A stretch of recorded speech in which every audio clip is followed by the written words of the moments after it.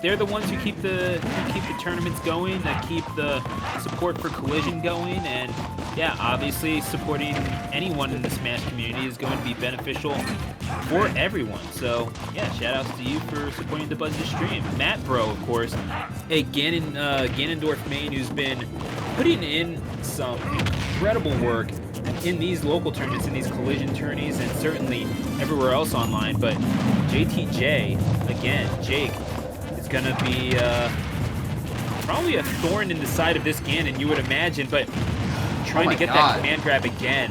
MattBro is just kind of getting tossed around. Oh my god, this is a MattBro specialty, by the way. MattBro, I don't know what it is, but he just up smashes people all the time. Everyone tries jumping above him, and he just constantly gets the read on that. He does so much damage off those up smashes. Now, do you think this just matchup forget how big that Ganon? sword is, apparently. Yeah. I don't know why. You would forget that this matchup, you would think this matchup was bad for Ganondorf because of Ganondorf, but like, because Steve's mobility isn't that great, and Ganondorf's hitboxes are so big and annoying, he can almost bully his way towards Steve and like actually outreach him.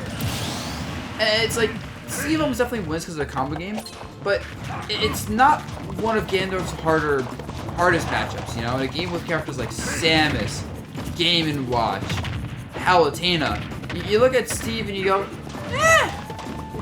this isn't bad.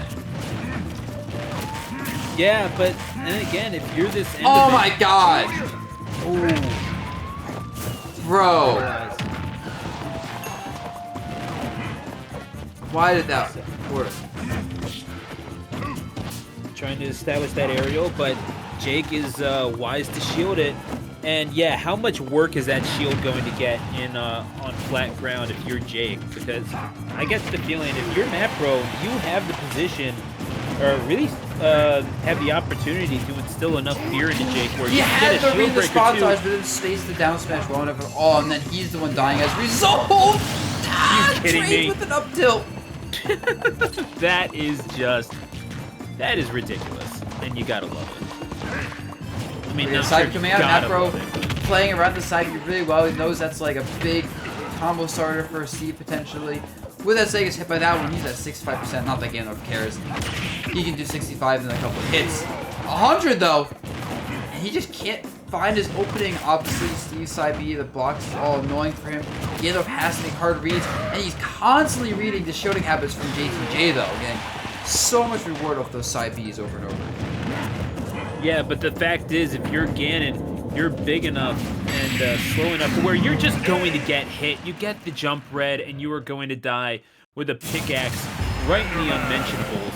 And that's game number 1 for Jake, as they are going to try to move on in this bracket at the expense of MattBro. This incredibly hyped Ganon, who we have seen do quite a bit of work, take down a few significant names out of brackets very similar to this, but nevertheless, it's never going to be the easiest proposition in the world, just by design, having to deal with a character that can be as versatile in their offense as someone the caliber of Steve, certainly a player the caliber of Jake. Yeah.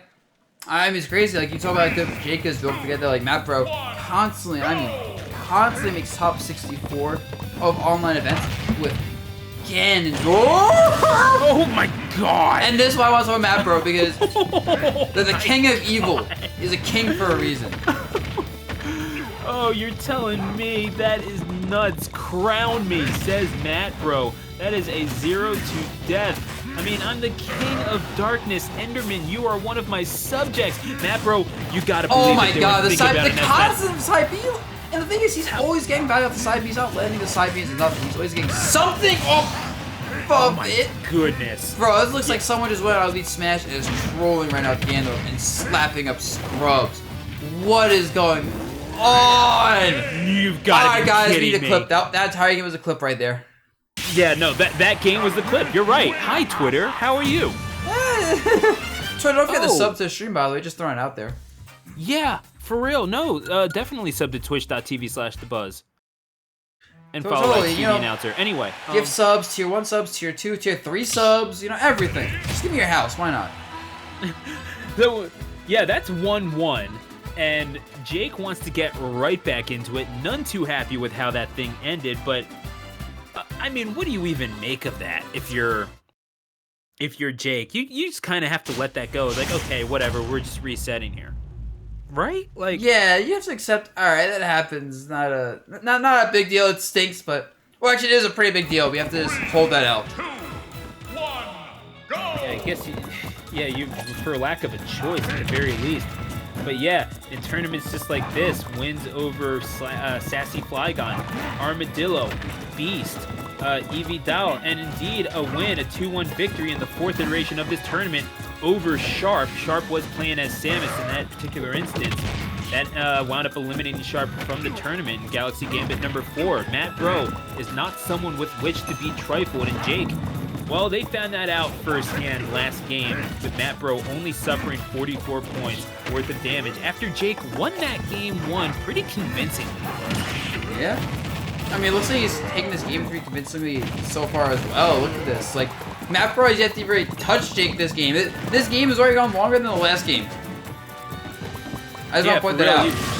They definitely quadrupled their damage output just now, didn't they? So that's going to be stock number 1, and Jake only getting 23 points worth of damage put on them. But MattBro, I mean, how many reads with side B did we see in that game number 2, though? That's just nuts.